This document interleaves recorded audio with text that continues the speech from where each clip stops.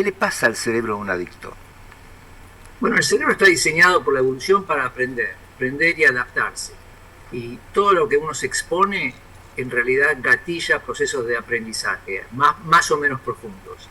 Si uno se expone a practicar violín todos los días, 8 horas, el cerebro va a aprender en forma muy profunda, muy intensa, muy efectiva a tocar el violín. Lo mismo con la bicicleta, lo mismo con las actividades sociales, de interacción social, lo mismo con cocinar, lo que sea. Y las drogas no es distinto. Cuando uno se expone a una droga, y no estamos hablando de qué gatilla el uso primigenio, primario de una droga, pero cuando uno se expone repetidamente a algo que libera tanta dopamina, que es el neurotransmisor del aprendizaje por recompensa, en forma tan continua, tan alta, tan suprafisiológica, el cerebro lo aprende y eventualmente descarta todo otro tipo de estímulo natural y gravita hacia esos estímulos que tienen esa capacidad de liberar dopamina de esa forma suprafisiológica. Y esos procesos de aprendizaje son muy difíciles de desandar, de deshacer. Es por eso que la adicción hoy por hoy no se puede curar y siempre el riesgo de recaída está a la vuelta de la esquina, porque esos procesos de aprendizaje son como aprender la bicicleta, es una cosa que nunca se desaprende. Rubén, me gustaría detenerme particularmente en una palabra que usted usó, que es recompensa. ¿Cómo funciona la recompensa? Sí, el circuito de recompensa en el cerebro para nosotros que no somos médicos, no es el caso del doctor, pero en mi caso, para que podamos entender bien qué es lo que pasa en ese cerebro. Sí, hay muchos tipos de recompensa, que todavía es una pregunta muy importante, muy interesante, y no sabemos exactamente cómo las diferentes drogas, cómo las recompensas y los placeres naturales o los placeres artificiales funcionan en el cerebro. Posiblemente haya muchas vías para conseguir o para obtener esa sensación placentera que tenemos con el sexo, con la comida, una buena pizza napolitana, o ir al cine con amigos, todo lo que son refuerzos, recompensas naturales. Sí. Ese es un tipo de recompensa y no sabemos bien cómo funciona. Otro tipo de recompensas son las recompensas artificiales, las que se consiguen con la heroína, con la anfetamina, con la marihuana. Son todas sensaciones similares pero distintas, tienen cosas en común y cosas muy distintas.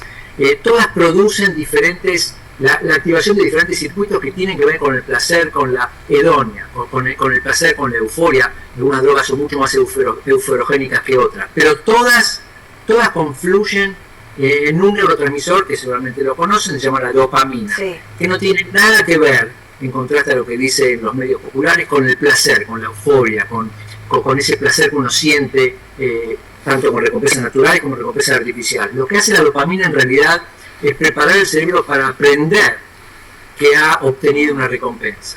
Es el aprendizaje por recompensa, es el refuerzo por recompensa. Eso es lo que hace la dopamina y por eso todo lo que produce placer confluye de alguna manera en algún momento, todos esos circuitos dispares que no entendemos muy bien qué es lo que causa el placer, es mucho más complejo que la dopamina. Todo confluye en la dopamina porque la dopamina es el neurotransmisor que la evolución diseñó en el cerebro para que nos le enseña al cerebro que lo que acaba de ocurrir es bueno, tiene un beneficio de sobrevivencia. Ahora, Rubén, se equivoca claramente, porque se equivoca claramente la respuesta de la dopamina, porque, a ver, usted dijo en este reportaje muy interesante y en otros que he leído, que el sexo, multiplica por 10, lo voy a cuantificar brutalmente, multiplica por 10 la respuesta a la dopamina, pero la metanfetamina la multiplica por 1000 y la heroína por mucho más de 1000. Entonces, ¿por qué esta respuesta exagerada vinculada con una cosa que me da placer y con otra que me da un placer parecido? Es una pregunta clave. La metáfora que yo uso, me gusta usar analogías cuando doy clase, cuando doy conferencias, es pensar en el cerebro como una colección de termostatos. Cada termostato está abusado, está sintonizado con diferentes funciones. Ahora estamos hablando de la función del placer. El placer para aumentar nuestra capacidad de sobrevivencia y de reproducción. El termostato de la dopamina, que es el que está bajo el capó del placer, tiene como todo termostato dos valores óptimos, el mínimo y el máximo, entre los cuales fluctúa en forma natural, digamos entre 0 y 10. Eso es lo que la evolución diseñó la dopamina para hacer, que fluctúe entre 0 y 10. Cuando llega a 10, el cerebro se prepara para aprender, esto es importante, hay que repetirlo. Lo que pasa es que el termostato ese, en condiciones no naturales, artificiales, también se lo puede empujar en forma artificial mucho más allá de la cota máxima. como la metanfetamina que vos nombraste, se puede ir 100 o 1000 veces más de lo que la evolución intencionó. Una vez por ahí no pasa nada, pero repitiendo ese empujar del termostato de dopamina una y otra vez, día tras día, semana tras semana, rompe eventualmente el termostato, y lo único que nos causa placer al principio entonces va a ser la metanfetamina, porque el termostato no funciona básicamente como estuvo diseñado. Entonces la persona gravita hacia esa metanfetamina, esa droga, solamente para sentirse normal, tratando de compensar que ahora tiene un termostato roto. Lo mismo ocurre con el alcohol, con la marihuana, lo mismo ocurre con la cocaína, o hay diferentes respuestas de acuerdo a la intensidad del estímulo. Todas las drogas tienen circuitos distintos de acción, por eso los efectos son distintos, tanto cognitivos como placenteros, la recompensa es distinta, por eso la gente gravita hacia diferentes drogas, porque mucha de la gente que usa drogas se automedica básicamente, una enfermedad, un trastorno mental que no está diagnosticado. O sea que la gente selecciona drogas por algún motivo. Obviamente eso nos está indicando que las drogas funcionan de forma distinta, pero todas, como te decía antes, confluyen en ese post-fenómeno de aprendizaje que termina la dopamina, que es lo que hace que el cerebro aprenda su adicción. Y Rubén, estamos hablando a nivel cerebral y después cuando hablamos de adicciones estamos hablando de conductas y pedimos o nos gustaría un acto volutivo en el paciente o en el adicto cuando en realidad está sucediendo todo muy a nivel cerebral, ¿no? Exactamente, la adicción es una constante expansión de una onda de disfunciones en el cerebro, que está constantemente expandiéndose, por eso la trayectoria de esa actitud, esas conductas repetitivas, causa esta onda expansiva de disfunción. Empieza la disfunción con el termostato de placer que está en los centros de la recompensa, que fisiológicamente se llama el núcleus accumbens, en el estriado del cerebro. Está muy en el centro, en la parte, en el sistema límbico del cerebro. Pero eventualmente cuando se continúa esa conducta, empieza a impactar diferentes circuitos como de la memoria, los que procesan las emociones, la motivación, y eventualmente en una carrera, en una trayectoria de uso crónico de drogas, se termina impactando y comprometiendo la capacidad de funciones ejecutivas superiores en las zonas prefrontales que están encargadas de ponderar las consecuencias de nuestros actos, de decidir a largo plazo, en fin, de la estrategia que nos permite ser adaptativos en nuestras vidas. Perdón que salte de tema, pero hay dos preguntas finales desde mi punto de vista que tienen que ver. Uno, ¿por qué hay cerebros que no se convierten en adictivos y otros que sí? Qué buena pregunta, Claudio. Bueno, hay mucho de suerte y mucho de genética. Siempre sabemos que lo que somos el producto de natura y nurtura. Y acá no es distinto. Hay personas que canalizan sus tendencias adictivas genéticas, digamos, si podemos llamarlas así, a pasiones y adicciones que terminan siendo saludables, como el ejercicio, o tocar el violín, o cualquier actitud que uno pueda ser apasionada y que puede ser definida como una adicción conductual que no es patológica, que es bien vista, como trabajar mucho o hacer mucha gimnasia, pero puede ser, por detrás puede haber una actitud casi adictiva.